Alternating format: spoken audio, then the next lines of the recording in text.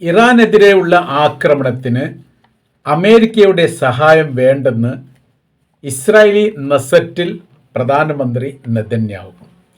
അവരുടെ പാർലമെൻറ്റാണ് നെസറ്റ് എന്ന് പറയുന്നത്. അതിൽ അടിയന്തരമായിരിക്കുന്ന ഒരു മീറ്റിംഗ് കൂടുന്നതിനോടനുബന്ധിച്ചാണ് ഇപ്പോഴത്തെ മിഡിൽ ഈസ്റ്റ് കേന്ദ്രീകരിച്ചുകൊണ്ടുള്ള രാഷ്ട്രീയ സംഭവ വികാസങ്ങളും അമേരിക്കയും ഇസ്രായേൽ തമ്മിലുള്ള ബന്ധവും ഇറാൻ്റെ ഭീഷണിയുമായി ബന്ധപ്പെട്ട കാര്യവും അതോടൊപ്പം തന്നെ ലെബനാനിന് നേരെ നടത്തുന്ന യുദ്ധത്തിൽ അമേരിക്ക ഇടപെടുന്നതടക്കമുള്ള സമ്പൂർണ്ണമായിരിക്കുന്ന അവരുടെ ഇപ്പോഴത്തെ നിലവിലെ രാഷ്ട്രീയ വിഷയങ്ങൾ ചർച്ച ചെയ്തത്. അതിൽ പറയുന്നു, ഇപ്പോൾ നിറം മാറിക്കൊണ്ട് അമേരിക്ക സംസാരിക്കുന്നു. അമേരിക്ക അങ്ങനെ ഇടപെടാനുള്ള കാര്യകാരണങ്ങൾ എന്താണ് എന്ന് മനസ്സിലാകുന്നില്ല. എല്ലാ കാലത്തും ഇസ്രായേലിനോടൊപ്പം ചേർന്ന് നിൽക്കുന്ന രാജ്യമായിരുന്നു. ഇപ്പോൾ അവർ ഇറാന് സപ്പോർട്ട് ചെയ്യുന്നുണ്ടോ എന്ന് സംശയിക്കുന്ന തരത്തിലാണ് കാര്യങ്ങൾ പോകുന്നത്. അതിനാൽ തന്നെ ഇസ്രായേൽ എന്ന് പറയുന്ന സ്വതന്ത്ര രാജ്യമാണ്. അമേരിക്കയെ പോലെ തന്നെ മറ്റൊരു രാജ്യമാണ് ഇസ്രായേൽ. അവർക്ക് അവരുടേതായിരിക്കുന്ന നയങ്ങളും നിലപാടുകളുണ്ട്. ആ നിലപാടിലൂടെയാണ് മുന്നോട്ട് പോകുന്നത്. അമേരിക്ക അംഗീകരിക്കേണ്ട കാര്യമില്ല എന്ന് ചുരുക്കം. 2900 കോടിയെങ്കിലും ഇസ്രായേൽ ഈ വിഷയവുമായിട്ട് ബന്ധപ്പെട്ട് ഇപ്പോഴത്തെ നിലവിൽ യുദ്ധത്തിന് ചെലവായിട്ടുണ്ട് എന്നൊരു പ്രത്യേകതയുണ്ട്. എങ്ങനെയൊക്കെയാണ് അമേരിക്ക ഇസ്രായേലിന് ആയുധം നൽകുന്നത്, ഇസ്രായേലിനെ നിലനിർത്താൻ വേണ്ടി എന്തൊക്കെ പ്രവർത്തികളാണ് ചെയ്യുന്നത് എന്ന് നമ്മൾ നോക്കാം. ആദ്യം നമ്മൾ മനസ്സിലാക്കേണ്ടത് മിഡിൽ ഈസ്റ്റിലെ ഒരു പ്രധാന രാജ്യങ്ങളിലൊന്നാണ് ഇസ്രായേൽ എന്ന് പറയുന്നത്. എന്നാൽ മിഡിൽ ഈസ്റ്റ് രാജ്യങ്ങൾ പരസ്പരം അങ്ങോട്ടും ഇങ്ങോട്ടോ യുദ്ധവുമായിട്ട് ബന്ധപ്പെട്ട വിഷയമോ ലോകാടിസ്ഥാനത്തിൽ ഭീഷണി നേരിടുന്ന രാജ്യമായിട്ടോ ഒരു കാലത്ത് നിലനിന്നിട്ടില്ല. നമ്മൾ ഏതെങ്കിലും കാലത്ത് ഇസ്രായേൽ ഈ മിഡിൽ ഈസ്റ്റിലുള്ള ഗൾഫ് രാജ്യങ്ങൾ യുദ്ധം ചെയ്തതുമായിട്ട് ബന്ധപ്പെട്ട വിഷയങ്ങൾ സംസാരിച്ചിട്ടുണ്ടോ, ചർച്ച ചെയ്തിട്ടുണ്ടോ? ഇല്ല. കാര്യം അങ്ങനെ ഉണ്ടായിട്ടില്ല. സൈനികപരമായ രീതിയിൽ വലിയ രീതിയിലുള്ള ബലം കുറവുള്ള രാജ്യമാണ് പ്രതിരോധ രംഗത്ത് നോക്കുന്ന സമയത്ത് അറേബ്യൻ രാജ്യങ്ങൾ. അവർക്ക് കണ്ടമാനം വർഷാന്തം ഇങ്ങനെ ആയുധങ്ങൾ കുന്നുകൂട്ടുന്നൊരു പ്രവൃത്തി ചെയ്യാറില്ല. പിന്നെ എന്തിനാണ് യഥാർത്ഥത്തിൽ ഇസ്രായേലിനെ ഒരിക്കലും അറേബ്യൻ രാജ്യങ്ങൾ ആക്രമിക്കില്ല എന്നവർക്കറിയാം. പക്ഷേ ഇസ്രായേലിന് ആയുധം വേണം. ഇസ്രായേലിന് അറേബ്യൻ രാജ്യങ്ങൾ ഇങ്ങോട്ട് തിരിച്ചാക്രമിക്കണം. അതാണ് ഇവിടുത്തെ പ്രശ്നം. അതുകൊണ്ടാണ് ആയുധം. അല്ലാതെ മിഡിൽ ഈസ്റ്റിനെ സംബന്ധിച്ചിടത്തോളം ഒരു രാജ്യത്തിന് ആയുധത്തിൻ്റെ കാര്യങ്ങളൊന്നും ആവശ്യമില്ല. കാര്യം അറേബ്യൻ രാജ്യങ്ങൾ അവരുടേതായിരിക്കുന്ന ദേശത്ത് വികസന സംബന്ധമായിരിക്കുന്ന കാര്യങ്ങൾ ഉണ്ടാക്കാൻ വേണ്ടി ശ്രമിക്കുന്ന ലോകത്തിലെ അപൂർവ രാജ്യങ്ങളിൽപ്പെട്ട രാജ്യങ്ങളാണ് അറേബ്യൻ രാജ്യങ്ങൾ. പ്രത്യേകിച്ച് Saudi Arabia, Qatar, Oman, Bahrain, UAE, കുവൈറ്റൊക്കെ നമ്മൾ എണ്ണി വരുന്ന 6 രാജ്യങ്ങൾ. അവിടെ നോക്കൂ, എത്രാനും ആളുകൾ ജോലി ചെയ്യുന്നുണ്ട് ഇന്ത്യക്കാർ. നമ്മൾ കണക്കൂട്ടി അറിയാൻ വേണ്ടി പറ്റും. 1,14,00,000 ഇന്ത്യക്കാർ ലോകത്തിലെ വ്യത്യസ്ത രാജ്യങ്ങൾ ജോലി ചെയ്യുന്നു. അഥവാ 201 രാജ്യങ്ങൾ ജോലി ചെയ്യുന്നു. അതിൽ 50% രാജ്യങ്ങൾ, 50% ഇന്ത്യക്കാർ ജോലി ചെയ്യുന്നത് ഗൾഫ് രാജ്യങ്ങൾ മാത്രമാണ്.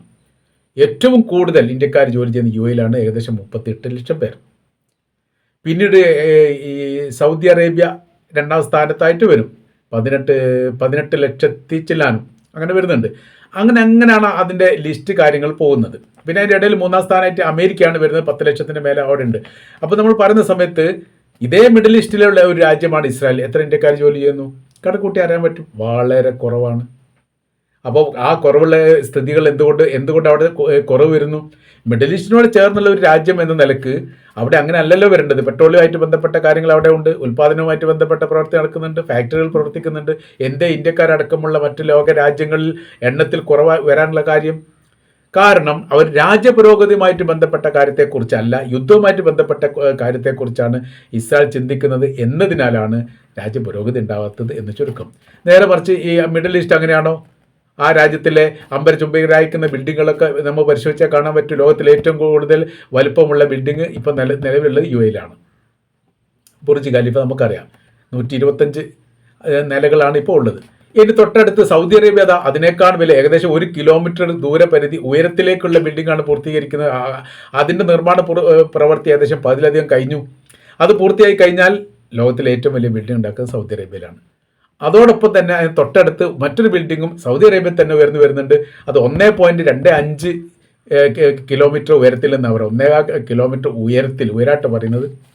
അങ്ങനത്തെ 2 പണി കഴിപ്പിക്കുക. അതിൽ നമ്മൾ മനസ്സിലാക്കേണ്ട കാര്യം രാജ്യ പുരോഗതിയുമായിട്ട് ബന്ധപ്പെട്ട കാര്യത്തിന് വേണ്ടിയിട്ട് വലിയ രീതിയിൽ ഊന്നൽ നൽകുന്ന രാജ്യങ്ങളാണ് ഇവർ എന്നുള്ളത്.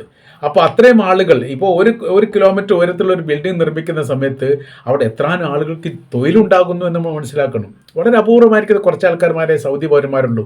ബാക്കി മുഴുവൻ അജ്നബികളാണ്, പുറത്തുള്ള രാജ്യക്കാരാണ്. 10,000-കണക്കിന് ആളുകൾക്ക് തൊഴിലിടങ്ങൾ, തൊഴിൽ മേഖലയായിട്ട് വർഷങ്ങളോളം, അതിപ്പോൾ തുടങ്ങിയിട്ട് ഇപ്പോൾ 3-4 വർഷമായില്ലേ അപ്പോൾ അതിൻ്റെ പ്രവർത്തി തുടങ്ങിയിട്ട്, അത്രയും ജോലി കിട്ടുന്നു. അങ്ങനത്തെ എന്തെങ്കിലും നിർമ്മാണ പ്രവൃത്തി ഇസ്രായേലുണ്ടോ?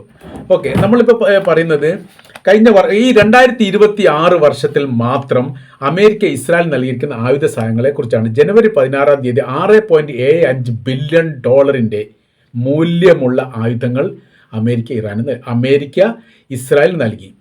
JDAM എന്ന് പറയുന്ന ഗൈഡൻസ് കിറ്റുകൾ, അതിൽ പറയപ്പെട്ട കുറച്ച് കാര്യങ്ങളാണ് അതിൽ പറയുന്നത്. സ്മോൾ ഡയാമീറ്റർ ബോംബുകൾ, ഫ്യൂസുകൾ തുടങ്ങിയിരിക്കുന്ന ഒരു ലിസ്റ്റ് തന്നെ അതിലുണ്ട് നൽകപ്പെട്ടത്. എത്ര? 6.75 ബില്യൺ എന്നാ കൊടുക്കുന്നത് 2026 ജനുവരി മാസം 16 ജനുവരി മാസം 30 മുതൽ 31 2 ദിവസമായിട്ട് പുതിയ ഒരു പാക്കേജ് $6.67 ബില്യൺ പുതിയ പാക്കേജ് നൽകി. അതിലൊക്കെ ഒരുപാട് യുദ്ധവിമാനങ്ങളുണ്ടാവും, യുദ്ധ കപ്പലുകളുണ്ടാവും, കവചിത വാഹനങ്ങളുണ്ടാവും, ടാങ്കുകളുണ്ടാവും, സംവിധാനങ്ങളുണ്ടാവും. അങ്ങനെ തുടങ്ങിയ ഒരു കിറ്റ് പോലെയാണ് അങ്ങനെ നൽകിയത്. 30 നൽകിയത്. പിന്നീട് മെയ് മാസം 1 992 മില്യൺ, മോളിൽ പറഞ്ഞത് ബില്യനാണ്, ഇത് മില്യനാണ്, മൂല്യമുള്ള പാക്കേജ് നൽകിയിട്ടുണ്ട്.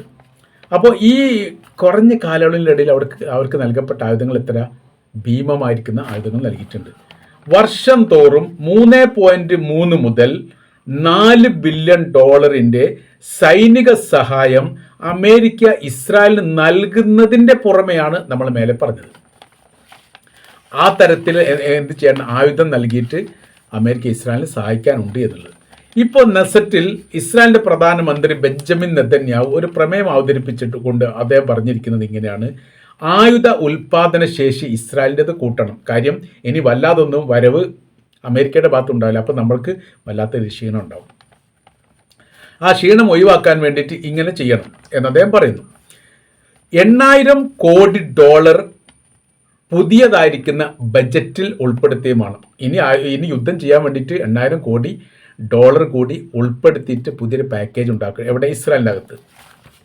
ഇതുവരെ യുദ്ധത്തിൽ നമ്മൾ പറഞ്ഞത് $2,900 കോടി ഇസ്രായേലിൽ ചിലവായിട്ടുണ്ട്. അതിൻ്റെ പുറമെ ആയിട്ടാണ് ഈ 800 കോടിയുടെ പാക്കേജ് പ്രഖ്യാപിച്ചത് എന്ന് ചുരുക്കം. പ്രഖ്യാപിക്കുകയല്ല, നിർദ്ദേശം മുന്നോട്ട് വെച്ചതാണ്.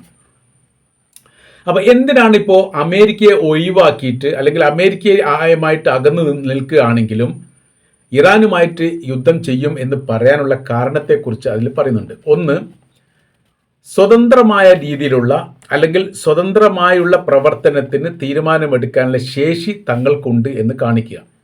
അമേരിക്ക അല്ല വേറെ രാജ്യങ്ങളില്ലെങ്കിൽ പോലും ഇസ്രായേൽ എന്ന് പറയുന്ന രാജ്യത്തിന് ഇറാൻ ആക്രമിക്കാൻ വേണ്ടി ശേഷിയുണ്ട് എന്ന് തെളിയിക്കുക. ഇറാനെതിരെ പ്രതിരോധ സന്ദേശം നൽകുക, ഇറാനെ പേടിപ്പിക്കുക. ഞങ്ങൾ ഒറ്റക്കാണെങ്കിൽ ഞങ്ങൾ തിരിച്ചടിക്കാൻ വേണ്ടി പോവുകയാണ് എന്ന് പറഞ്ഞിട്ട് ഇറാനെ പേടിപ്പിക്കുക. അടുത്തത്, ആഭ്യന്തര രാഷ്ട്രീയത്തിലെ കഴിവ് രാജ്യത്തിലെ ജനങ്ങൾക്ക് ബോധ്യപ്പെടുത്തി കൊടുക്കുക. ഇത് പ്രധാനപ്പെട്ടതാണ്. നമ്മളിപ്പോൾ അമേരിക്ക ഒഴിവായി കഴിഞ്ഞാൽ നമ്മൾ എന്ത് ചെയ്യും എന്നുള്ള ഒരു ആശങ്ക രാജ്യത്തിൻ്റെ അകത്തുണ്ട് എന്ന് മാത്രമല്ല, ഗവൺമെൻറ്റിനെതിരെയുള്ള പ്രതിഷേധങ്ങളും സമരങ്ങളും നിത്യേന എന്നോണം ഇസ്രായേലിനകത്ത് നടക്കുന്നുണ്ട്. അങ്ങനെ വരുന്ന സമയത്ത് അവരെ പ്രതിരോധിച്ച് നിർത്താൻ വേണ്ടിയിട്ടാണ് ഈ പ്രവൃത്തി ചെയ്യുന്നത്. അവർക്ക് ഒരു ശാന്തത കിട്ടാൻ വേണ്ടിയിട്ട് കൂടിയാണ് ഈ കാര്യങ്ങൾ ചെയ്യുന്നത് എന്നുള്ളത്. എന്നാലും അവിടെ ഒരു ചർച്ച വന്നിട്ടുണ്ട്. അത് വളരെ ശ്രദ്ധേയമാണ്. ഇസ്രായേലിൻ്റെ ഭാഗത്ത് തന്നെയാണ് വരുന്നത്. ഇറാനെ പോലെയുള്ള ഒരു ഭീമ ശക്തിയുള്ള രാജ്യത്തിന് മുൻപിൽ നമ്മൾ കിടന്ന് വിയർക്കേണ്ട ഒരു സാഹചര്യങ്ങൾ ഉണ്ടാവാൻ സാധ്യതയുണ്ട് അമേരിക്ക ഇല്ലെങ്കിൽ നമ്മൾ സ്വന്തമായിട്ടൊന്ന് ആലോചിച്ചാൽ മതി. ഇസ്രായേലിൻ്റെ പൊടി പോലും ഉണ്ടാവില്ല, അവിടെ ഒരു രാജ്യ സംവിധാനം നിലനിൽക്കില്ല. അമേരിക്കയെ കൂടി ചേർന്നിട്ട് പോലും നിലനിൽക്കാൻ പറ്റാതിരിക്കുന്ന സമയത്ത് എങ്ങനെയാണ് ഇസ്രായേലിന് ഒറ്റയ്ക്ക് നിലനിൽക്കാൻ വേണ്ടി പറ്റുക? പ്രസക്തമായിരിക്കുന്ന അഭിപ്രായങ്ങൾ അവിടെ തന്നെ ഉയർന്നു വന്നിട്ടുണ്ട് എന്ന് ചുരുക്കം. മറ്റൊരു തരത്തിൽ ഇതിനെക്കുറിച്ചിട്ട്, അതായത് അമേരിക്കയും ഇസ്രായേലും തമ്മിൽ അകലുന്നതുമായി ബന്ധപ്പെട്ട വിഷയങ്ങൾ അന്താരാഷ്ട്ര തലത്തിൽ വലിയ രീതിയിൽ ചർച്ചയിൽ വന്നുകൊണ്ടിരിക്കുകയാണ്.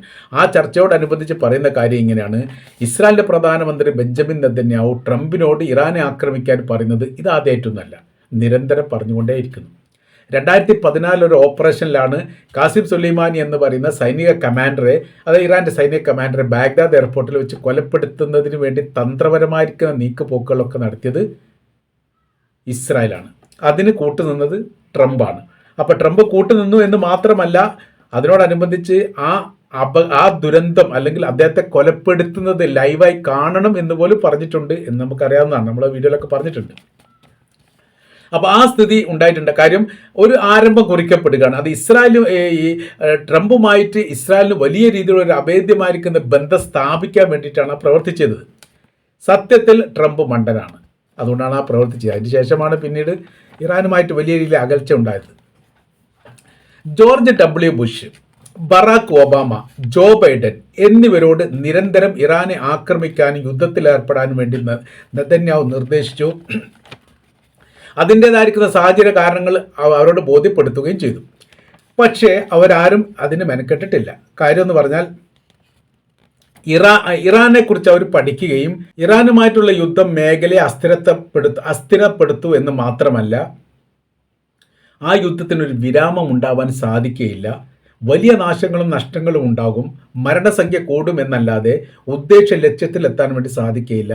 അതിൻ്റെ തിക്തഫലം ഇസ്രായേൽ അനുഭവിക്കേണ്ടി വരും, കൂടെ അമേരിക്കയും അതിൻ്റെ സൈനിക സംവിധാനവും അനുഭവിക്കേണ്ടി വരും. കാര്യം ഇറാഖ് അടക്കമുള്ള രാജ്യങ്ങളിൽ അമേരിക്കയ്ക്ക് സൈനിക സംവിധാന കാര്യങ്ങളുണ്ട്, സൈനിക ബേസുകളുണ്ട്.